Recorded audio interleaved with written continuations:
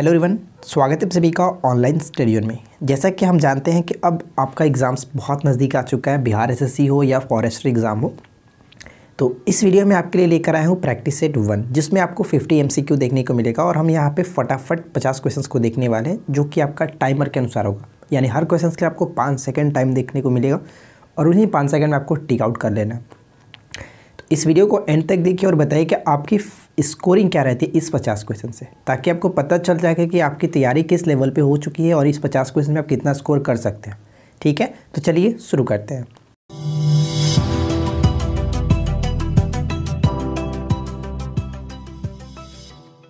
तो इस वीडियो को शुरू करने से पहले आप छोटा सा रिक्वेस्ट करूंगा कि अपने पास एक पेन और नोटबुक लेकर के बैठ जाइए, ताकि अपने राइट आंसर को आप नोट डाउन कर सको। तो चलिए शुरू करते हैं। सबसे पहला क्वेश्चन ये कह रहा है कि सिंधु सभ्यता का कौन सा स्थल भारत में स्थित है। अब आपको इस क्वेश्चन के लिए 5 सेकेंड टाइम मिलेगा, तो बताइएगा इस क्वेश्चन का राइट आंसर क्या होना चाहिए।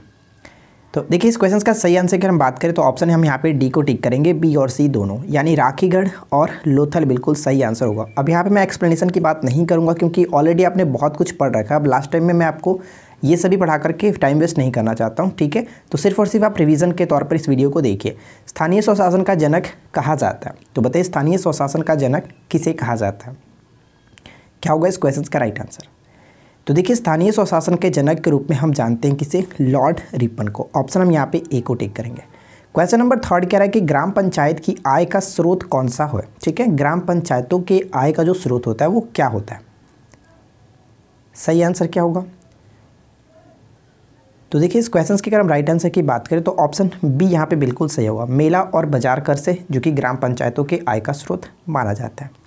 क्वेश्चन नंबर 4 कह रहा है कि दंत चिकित्सक अवतल दर्पण का उपयोग करते हैं, क्योंकि इस पर निर्मित जो प्रतिबिंब होता है किस तरह से होता है, बताइए। दंत चिकित्सक जो होते हैं वो अवतल दर्पण का प्रयोग करते हैं, ऐसा क्यों।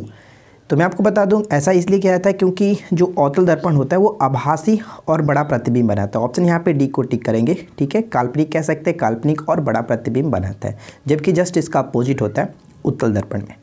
क्वेश्चन नंबर 5 कह रहा है कि बीते दिनों किस भारतीय शतरंज खिलाड़ी को WWF यानी कि वर्ल्ड वाइड फंड इंडिया के पर्यावरण शिक्षा कार्यक्रम के ब्रांड एम्बेसडर में नियुक्त किया गया था, बताइए।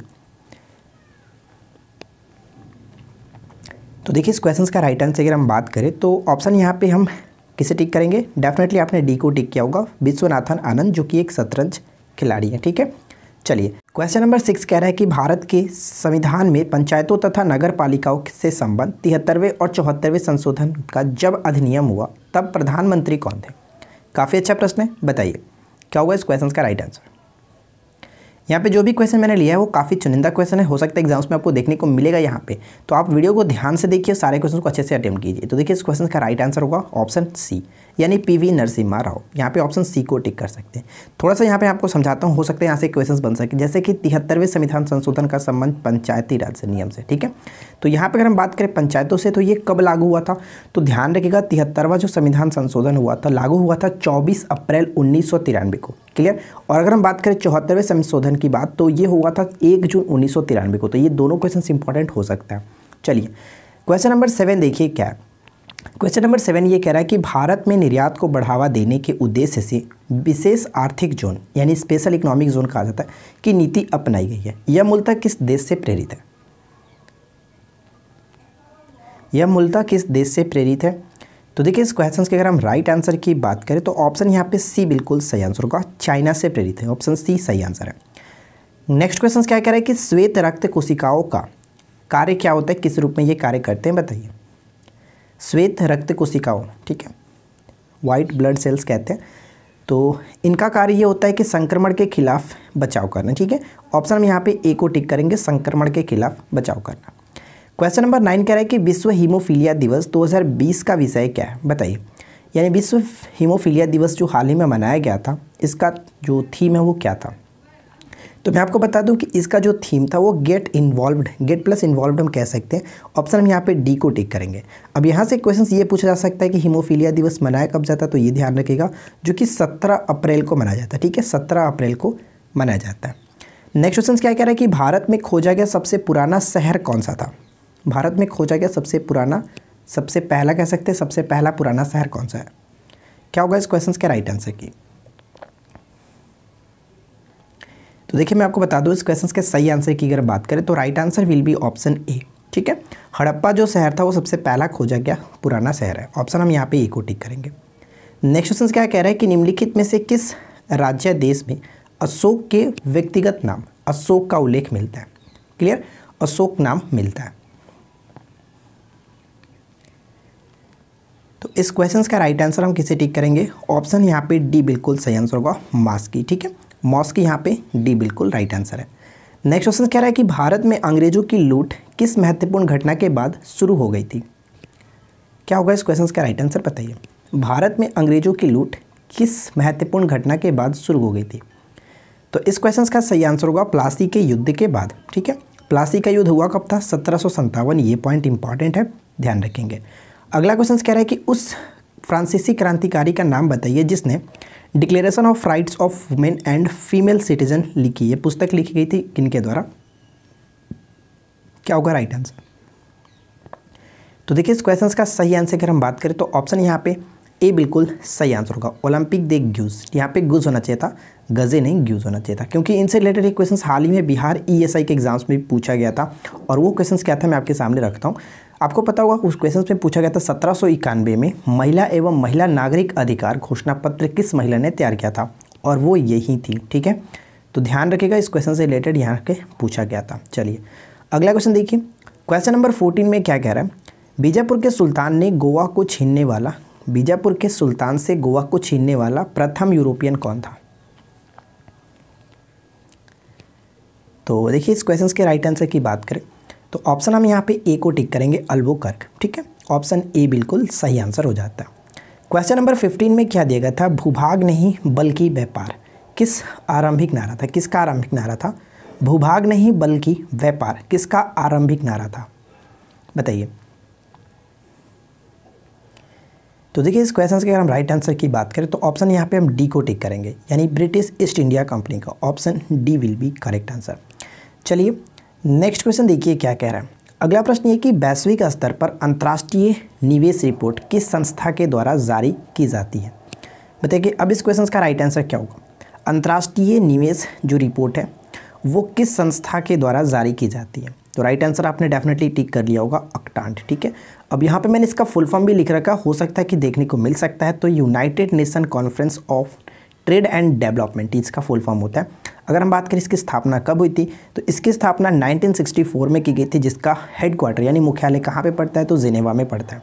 चलिए अगला क्वेश्चन क्या कह रहा है कि किस राज्य ने वृक्षारोपण मिशन 2020 शुरू किया है जिसके तहत 25 करोड़ से अधिक पौधे लगाए जाएंगे। क्या होगा राइट आंसर। तो वृक्षारोपण जो मिशन 2020 शुरू किया गया था किस राज्य के द्वारा जिसके तहत 25 करोड़ से अधिक पौधे लगाए जाएंगे।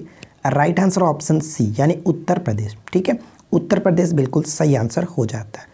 नेक्स्ट क्वेश्चन क्या कह रहा है कि किस राज्य सरकार ने देहिंग पटकाई वन्यजीव अभयारण्य को एक राष्ट्रीय उद्यान के रूप में अपग्रेड करने का निर्णय लिया है। क्या होगा इस क्वेश्चन का सही आंसर बताइए। देहिंग पटकाई वन्यजीव अभयारण्य जो कि राष्ट्रीय उद्यान के रूप में अपग्रेड किया जाना है, तो करेक्ट आंसर होगा ऑप्शन ए यानी कि असम। क्लियर, बहुत इंपॉर्टेंट क्वेश्चन बन सकता है, हो सकता है पूछा जाए, ध्यान रखिएगा। अगला क्वेश्चन कह रहा है कि कौन से संगठन ने संस्कृत साप्ताहिक नामक संस्कृत में अपना पहला समाचार पत्रिका कार्यक्रम शुरू किया। बहुत ज़्यादा इंपॉर्टेंट है, इसको आप अच्छे से ध्यान में रखेंगे। संस्कृत साप्ताहिक नामक संस्कृत में अपना पहला समाचार पत्रिका जो कि कार्यक्रम शुरू किया ऑल इंडिया रेडियो के द्वारा। ऑप्शन हम यहाँ पे ए को टिक करेंगे। नेक्स्ट क्वेश्चन क्या दिया गया कि वर्ष 1632 में अंग्रेजों ने कोरोमंडल तट पर घेराबंद कारखाना लगाने का अति महत्वपूर्ण फरमान किससे प्राप्त किया था। अब बताइए इस क्वेश्चन का राइट आंसर। तो सही आंसर क्या, तो इस क्वेश्चन का राइट आंसर हम किससे टिक करेंगे। ऑप्शन हम ए को टिक करेंगे, यानी कि गोलकोंडा के सुल्तान से। Option A will B right answer. ठीक है, गोल्डन फरमान पूछा जाता है कि कब जारी किया गया था तो 1632 ईस्वी में, ध्यान रखेंगे। अगला क्वेश्चन है कि कार्टेज व्यवस्था भारत में किसने प्रारंभ की थी। तो बताइए कि राइट आंसर क्या होगा। तो देखिए मैं आपको बता दूं इस क्वेश्चन का राइट आंसर हमारा होगा ऑप्शंस जो कि बिल्कुल सही है ए यानी कि पुर्तगाली।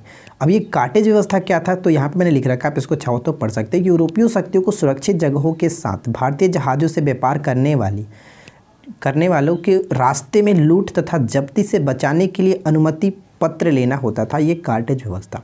ठीक है, चलिए नेक्स्ट क्वेश्चन क्या है। अगला प्रश्न ये कह रहा है कि किस अधिनियम के द्वारा केंद्र में द्विसदनीय विधायिका बनाई गई। बताइए किस अधिनियम के द्वारा केंद्र में द्विसदनीय विधायिका बनाई गई। तो देखिए इस क्वेश्चन का राइट आंसर हो जाता है ऑप्शन सी, 1919 के भारत परिषद अधिनियम के द्वारा। ठीक है, ऑप्शन में यहाँ पे सी को टिक करेंगे।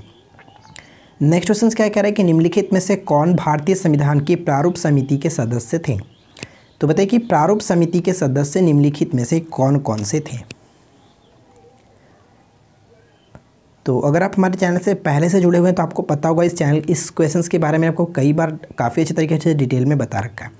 तो फिलहाल मैं आपको बताता हूँ इस क्वेश्चन का सही आंसर क्या होगा। तो देखिए इस क्वेश्चन का राइट आंसर यहाँ पे होगा ऑप्शन सी, यानी कि 1 और 3, यानी एन गोपाल स्वामी अयंगर भी शामिल थे और साथ ही साथ हल्दी कृष्ण स्वामी भी शामिल थे, लेकिन जवाहरलाल नेहरू और सरदार पटेल जो थे इसमें शामिल नहीं थे। चलिए इसके बारे में थोड़ा सा अच्छे से बात कर लेते ताकि आपको एक बार रिवीजन भी हो जाए। तो मैं आपको बता दूं कि जो प्रारूप समिति का गठन किया गया था वो 29 अगस्त 1947 को किया गया था, जिसके अध्यक्ष कौन थे तो भीमराव अंबेडकर जी थे और बाकी 6 सदस्य थे। और वो 6 सदस्य का नाम कुछ इस तरह से यहाँ पे मैंने मेंशन कर रखा, आप इसको पढ़ सकते हैं।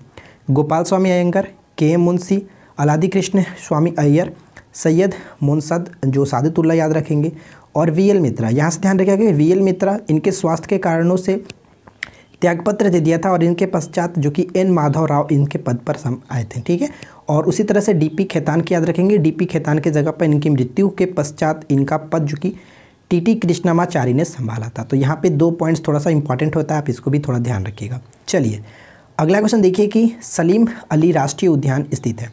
क्या होगा इस क्वेश्चन का राइट आंसर। सलीम अली राष्ट्रीय उद्यान कहाँ स्थित है।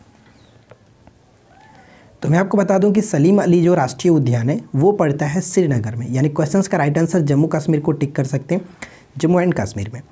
नेक्स्ट क्वेश्चन क्या कह रहा है कि मणिपुर राज्य को नागालैंड राज्य से अलग करने वाली जो श्रृंखला को किस नाम से जाना जाता है। अब बताइए इस क्वेश्चन का राइट आंसर क्या होना चाहिए। तो देखिए इस क्वेश्चन का सही आंसर अगर हम बात करें तो ऑप्शन यहाँ पे हम सी को टिक करेंगे, बरैल पहाड़ी श्रृंखला। ठीक है, ऑप्शन सी बिल्कुल सही आंसर हो जाता है। अगला प्रश्न कह रहा है कि निम्न में से कौन सा युग्म सही सुमेलित नहीं है। ध्यान दीजिएगा, नहीं है। बताइए क्या होगा राइट आंसर।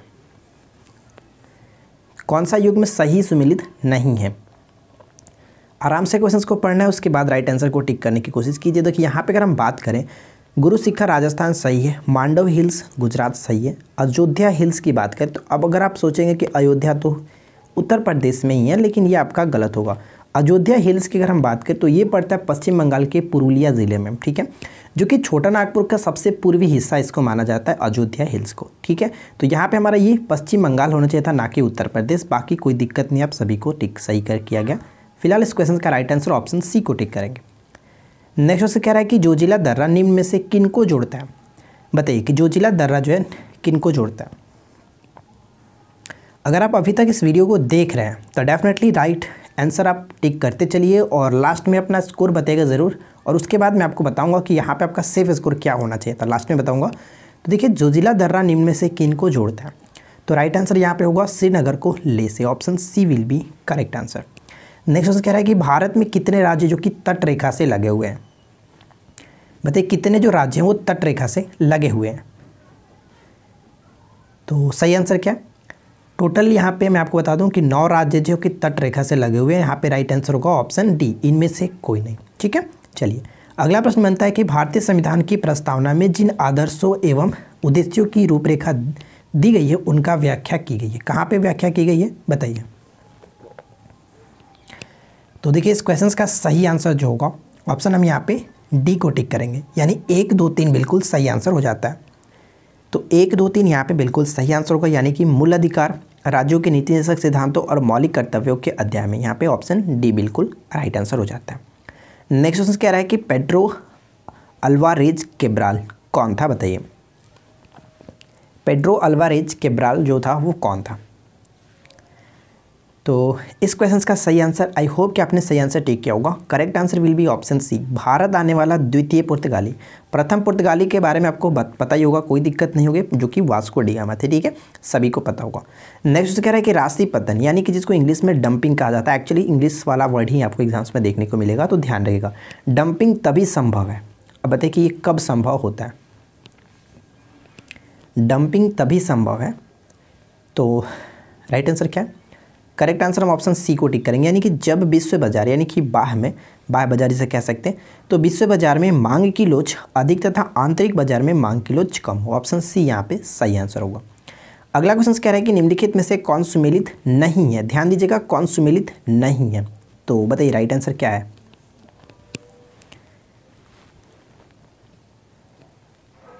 तो देखिए मैं आपको बता दूं कि इस क्वेश्चन का सही आंसर जो होगा ऑप्शन बी को टिक करेंगे, यानी कि मसाई यहाँ पे जो लिखा गया पश्चिमी अफ्रीका से मैच किया गया वो ये गलत है। मसाई जनजाति की अगर हम बात करें तो ये केन्या और तंजानिया में जो कि पाई जाती हैं, ठीक है। तो यहाँ पे पूर्वी अफ्रीका करते तो वो ठीक होता, लेकिन पश्चिमी अफ्रीका ये गलत है, ठीक है। ऑप्शन बी को टिक करेंगे, बाकी कोई दिक्कत नहीं, सभी को आप सही आंसर टिक कीजिएगा। अगला प्रश्न ये कह रहा है कि आपातकालीन स्थितियों के दौरान उपयोग की जाने के लिए शरीर में ऊर्जा किस रूप में संग्रहित होती है? शरीर में ऊर्जा किस रूप में संग्रहित होती है? तो देखिए इस क्वेश्चन का राइट आंसर अगर हम बात करें तो ऑप्शन यहाँ पे हम बी को टिक करेंगे, स्टार्च के रूप में। ऑप्शन बी बिल्कुल सही आंसर होगा। अगर आप जो कि साइंस का सारा क्वेश्चंस देखना चाहते हैं ताकि आप चाहते हैं एग्जाम्स में आपको कोई दिक्कत ना हो, तो आप हमारे जो कि ऑलरेडी साइंस के मैंने कई वीडियो अपलोड कर रखे हैं, आप 5 जा करके देख सकते हैं। क्लियर? ल्यूकोसाइट्स का जीवन काल बताइए, ल्यूकोसाइट्स का जीवन काल क्या होता है? तो देखिए मैं आपको बता दूं कि ल्यूकोसाइट्स किसे कहते हैं, एक होता है आरबीसी और एक होता है डब्ल्यूबीसी, ठीक है। तो डब्ल्यूबीसी को हम लोग ल्यूकोसाइट्स कहते हैं, जबकि आरबीसी को हम लोग एरिथ्रोसाइट्स कहते हैं, ठीक है। तो यहाँ पे पूछा भी जा सकता है कि ल्यूकोसाइट्स किसका नाम है, तो डब्ल्यूबीसी का नाम है। और डब्ल्यूबीसी का जीवन काल जो होता है वो नॉर्मली हम जानते हैं कि 0 से 5 कह सकते हैं कि 0 से 5 दिन, 2 से 3 दिन भी एक देता है, तो कोई दिक्कत नहीं, यानी कि लगभग आपका 0 से 5 दिन होगा। अगर क्वेश्चन पूछता है आरबीसी का जीवन काल जो है वो 20 से 120 दिन तक याद रखते हैं। तो फिलहाल इस क्वेश्चन का राइट आंसर ऑप्शन ए को टिक किया जा सकता है, ठीक है। चलिए अगला क्वेश्चन क्या बनता है? नेक्स्ट क्वेश्चन कह रहा है कि सेलुलोज जो है वो प्राप्त किया जा सकता है, किससे प्राप्त किया जा सकता है बताइए? सेलुलोज किससे प्राप्त किया जा सकता है? तो राइट आंसर क्या होगा? करेक्ट आंसर ऑप्शन हम ए को टिक करेंगे, लकड़ी की लुगदी और कपास। ऑप्शन यहाँ पे ए को टिक करेंगे। अगला प्रश्न है, निम्नलिखित में से वह व्यक्ति कौन है जिसने डीएनए का सबसे पहला पात्र विशेषण किया था? डीएनए का जो कि सबसे पहला जो पात्र विशेषण किया गया था किसके द्वारा किया गया था? तो सही answer will be option A को टिक करेंगे, ठीक है। करेक्ट आंसर हमारा ऑप्शन ए राइट आंसर है, आर्थर केनबर्ग, ठीक है। आर्थर केनबर्ग को टिक करेंगे। अगला क्वेश्चन कि किसकी उपस्थिति के कारण किसी पादप कोशिका और पशु कोशिका में अंतर पाया जाता है? बताइए, one of the most important question. किसकी उपस्थिति के कारण किसी पादप और पशु कोशिका में अंतर पाया जाता है? और वो होता है क्लोरोप्लास्ट, ठीक है। क्लोरोप्लास्ट ऑप्शन हम यहाँ पे ए को टिक करेंगे। ये पादप कोशिका में पाया जाता है, लेकिन जो कि पशु कोशिका में ये नहीं पाया जाता, इस वजह से ये अंतर हम कह सकते हैं ऑप्शन ए करेक्ट होगा। अगला प्रश्न ये कह रहा है कि सेलुलोजिक भित्ति किसके सेलों में पाई जाती है? बताइए, सेलुलोजिक भित्ति जो वो किसके सेलों में पाई जाती है? मुझे उम्मीद है कि आप लोग को ये सेट्स अच्छे लगेंगे। अगर आप अभी तक इस वीडियो को देख रहे हैं तो डेफिनेटली एंड तक देखिए और आपको बताइएगा कि कैसा लगा ये सेट, ठीक है। सेलुलोजिक भित्ति किसके सेलों में पाई जाती है? तो राइट आंसर यहाँ पे क्या टिक करेंगे? ऑप्शन डी, यानी कि पौधे में पाई जाती है। ऑप्शन डी सही आंसर है। अगला प्रश्न ये बनता है कि उत्तकजन, जिसको इंग्लिश में हिस्टोजन कहते हैं, किसके बाह्य त्वचा बनाती है? बताइए, जिसके बाह्य त्वचा बनाती है वह है उत्तकजन, जिसको हिस्टोजन कहते हैं, जिसके बाह्य त्वचा बनाती है और वह है त्वचाजन, यानी ऑप्शन हम यहाँ पे ए को टिक करेंगे, ठीक है। Option A will be correct answer, त्वचाजन। नेक्स्ट क्वेश्चन, अगला प्रश्न ये कह रहा है कि परमाणु में किन्हीं 2 इलेक्ट्रॉनों के चारों क्वांटम नंबर सर्वसम नहीं होते हैं। बताइए कि यह जो नियम है किसका है या फिर यह सिद्धांत किसका है? तो मैं आपको बता दूं इस क्वेश्चन का राइट आंसर जो होगा ऑप्शन हम बी को टिक करेंगे, ठीक है। ऑप्शन हम यहाँ पे बी को टिक करेंगे। क्लियर? चलिए नेक्स्ट क्वेश्चन क्या कह रहा है? अगला प्रश्न ये कह रहा है कि परमाणु के न्यूक्लियस में पाए जाने वाले मूल कण, यानी कि परमाणु के जो नाभिक होता है न्यूक्लियस जिसको कहते हैं, इसमें पाए जाने वाले मूल कण कौन से? परमाणु के न्यूक्लियस में पाए जाने वाले मूल कण कौन से हैं? आपका समय शुरू होता है। आप बहुत सिंपल सा क्वेश्चन है, तो आई होप कि आपने राइट आंसर तो इसका डेफिनेटली किया ही होगा। बिल्कुल सही ऑप्शन बी, यानी कि प्रोटॉन और न्यूट्रॉन। अगर आपने ऑप्शन बी को टिक किया तो आप बिल्कुल सही हैं। चलिए अगला क्वेश्चन क्या बनता है कि कार्बन का परमाणु क्रमांक 6 है, परमाणु भार 12 है, तो कार्बन के नाभिक में कितने प्रोटॉन उपस्थित होंगे, कितने होते हैं बताइए? तो देखिए इस क्वेश्चन का सही आंसर अगर हम बात करें तो परमाणु क्रमांक जो होता है वो प्रोटॉन की संख्या के बराबर होता है, यानी कि इसमें 6 परमाणु क्रमांक 6 है तो इसका प्रोटॉन की संख्या भी 6 होगा। ऑप्शन ए को टिक करेंगे। ठीक है, नेक्स्ट क्वेश्चन। अगला प्रश्न कह रहा है कि निम्नलिखित में से किस राज्य की सीमा म्यांमार से नहीं लगती है। देखिए मैं आपको लास्ट में एक बहुत अच्छी चीज़ बताने वाला हूँ, तो थोड़ा सा इस वीडियो को ध्यान से देखिए और लास्ट तक पहुँचने वाले तो थोड़ा सा वेट कर लीजिए। तो किस राज्य की सीमा जो है म्यांमार से नहीं लगती है, तो आपको पता है कि म्यांमार से कुल 4 भारतीय राज्य सटते हैं और वो चारों भारतीय राज्य कौन कौन से हैं, तो एक होता है मिजोरम, मणिपुर, नागालैंड और अरुणाचल प्रदेश। ठीक है, अरुणाचल प्रदेश। तो फिलहाल हम बात करें तो मेघालय से टच नहीं करता है, तो राइट आंसर ऑप्शन डी को टिक करेंगे। ठीक है, चलिए अगला क्वेश्चन क्या बनता है कि खैबर दर्रा से कौन से देश जुड़े हुए हैं।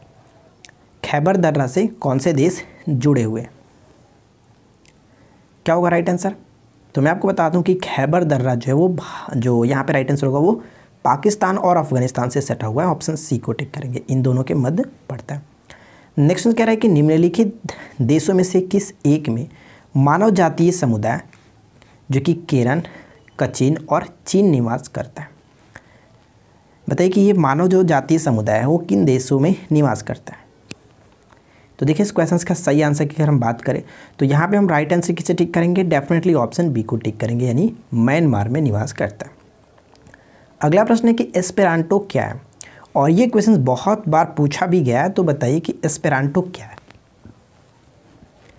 तो हम आपको बता दें कि एस्पेरांटो जो होता है वो एक प्रकार की कृत्रिम भाषा है।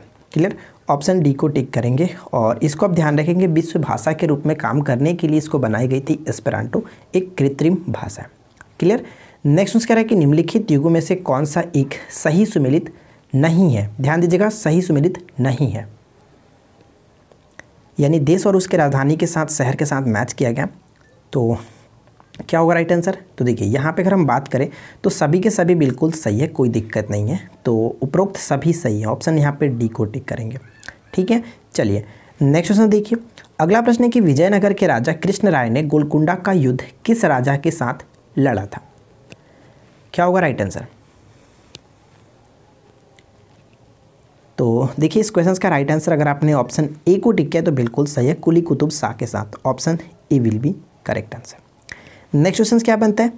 अगला क्वेश्चन है कि जापानी एंसेलाइटिस किसका कारक होता है। ठीक है, जापानी एंसेलाइटिस जो है वो किसका कारक होता है। तो देखिए मैं आपको बता दूं कि इस क्वेश्चन का राइट आंसर की बात करें तो जापानी एंसेलाइटिस वायरस से संक्रमित मच्छरों के काटने से होता है, यानी कि वायरस विषाणु से संबंधित है। ऑप्शन बी को टिक करेंगे। क्लियर, नेक्स्ट क्वेश्चन देखिए। अगला क्वेश्चन ये बनता है कि डीएनए का कौन सा वर्ग एक प्रोटीन के लिए जानकारी प्रदान करता है। क्या होगा राइट आंसर। डीएनए का कौन सा वर्ग एक प्रोटीन के लिए जानकारी प्रदान करता है, तो मैं आपको बता दूं इस क्वेश्चन का सही आंसर जो होगा ऑप्शन डी, यानी कि जीन। क्लियर, ऑप्शन डी बिल्कुल सही आंसर हो जाता है। अब बात करते हैं कि आपने स्कोरिंग कितना किया, तो मुझे उम्मीद है कि आपने काफ़ी अच्छी स्कोरिंग कर ली होगी। यहाँ पे नीचे कमेंट्स करके आप बता दीजिएगा कि आउट ऑफ 50 से आपकी स्कोरिंग क्या रही। तो हम आपको बता दें कि आपका सेफ स्कोर क्या होना चाहिए। अगर आपने इस वीडियो में 34 प्लस स्कोर किया तो डेफिनेटली आप काफ़ी गुड स्कोर कर चुके हैं और आने वाले एग्जाम्स में आप डेफिनेटली अच्छी स्कोरिंग करके आएंगे, कोई दिक्कत आपको नहीं होगी। और एक चीज़ मैं आपको और बता दूं, जो भी आपके पास समय बचा हुआ है, यहाँ पे इस वीडियो में जो भी मैंने टॉपिक्स आपको दिए, जिस टॉपिक से क्वेश्चंस लिए गए थे, आपको अगर आप चाहते हैं कुछ रिवीजन करना तो आप इन टॉपिक्स को थोड़ा थोड़ा पढ़ लीजिए। ठीक है, जहाँ से मैंने क्वेश्चंस लिया उस टॉपिक्स को आप पढ़ लीजिए, आपके एग्जाम्स में डेफिनेटली यहाँ से क्वेश्चंस पूछे जाएंगे। तो मुझे उम्मीद है कि आप लोगों को ये वीडियो अच्छी लगी होगी। वीडियो अच्छी लगी तो लाइक कर दीजिएगा, अपने दोस्तों के साथ शेयर कर दीजिएगा और इसका नेक्स्ट पार्ट लाया जाए नहीं लाया जाए नीचे कमेंट्स करके जरूर बता दीजिएगा। फिलहाल हम मिलते हैं किसी और वीडियो में नेक्स्ट टॉपिक के साथ। Thanks for watching, keep watching, keep learning, have a good day. Hello everyone, तो आपको मैं छोटा सा अपडेट बताना चाहता हूँ कि अनअकैडमी पर हमारी टीम की तरफ से कुछ प्लान्स चेंज हो चुकी हैं। जैसा कि आपको पता है कि मैं आपको एक कोड देता था निरंजन 10, जो कि हमारा रेफरल कोड होता था, इसके थ्रू आप जो कि अनअकैडमी के प्लस कोर्सेज को ले सकते थे। तो इसमें कुछ चेंजिंग हुई है और जो कि आपको कुछ बेनिफिट्स मिलने वाले हैं, तो मैं आपको एक एक करके थोड़ा सा डिटेल में समझा देता हूँ। तो देखिए बेनिफिट्स में आपको क्या क्या मिलेंगे। अगर आप हमारे प्लस कोर्सेज को लेते हैं तो उसमें आपको देखिए 300 plus free live classes per week मिलेगी और विथ लाइव डाउट क्लियरिंग जो कि सेशन आपको कराया जाएगा और नोट्स भी प्रोवाइड कराए जाएंगे बीपीएससी टॉप एजुकेटर्स के थ्रू। ठीक है, उसी तरह से आपको डेली और वीकली लाइव जो कि फ्री मॉक टेस्ट भी प्रोवाइड कराए जाएंगे और आपको एनालाइज कराया जाएगा प्रीवियस पेपर कैसा था, टॉप एजुकेटर्स के द्वारा फ्री लाइव क्लासेस भी कराई जाएगी। और देखिए बहुत सारी चीज़ें आपको मिल देखिए मैं आपको बता दूं कि daily T20 practice set series भी कराया जा रहा है बीपीएससी के लिए। तो आपको ये मंडे टू फ्राइडे देखने को मिलता है डेली आपको शाम को 8 बजे, ठीक है। और जो कि शरण सर है, शशि शरण सर के द्वारा ये आपको कराया जाता है। इसमें क्या होता है आपको देखिए डेली आपको जो ज़्यादा नहीं आपको 20 क्वेश्चंस कराए जाते हैं और 20 मिनट में आपको ये पूरी क्वेश्चंस कराई जाती हैं। तो 20 मिनट आप दे सकते हैं और काफ़ी अच्छी नॉलेज आपको यहाँ पे मिल जाएगी रेगुलर बेसिस पे। और साथ ही साथ ये सभी टॉपिक एग्जाम्स के लिए आपको ये कराए जाते हैं। तो आप इंटरेस्ट रखते हैं तो आप हमारे डिस्क्रिप्शन चेक कर सकते हैं, वहाँ पे डिस्क्रिप्शन में मैंने लिंक दे रखा है, आप वहाँ पे लिंक के थ्रू आप अनअकैडमी के कोर्सेज़ को परचेज़ कर सकते हैं और साथ ही साथ डेली आप मॉक टेस्ट को भी दे सकते हैं।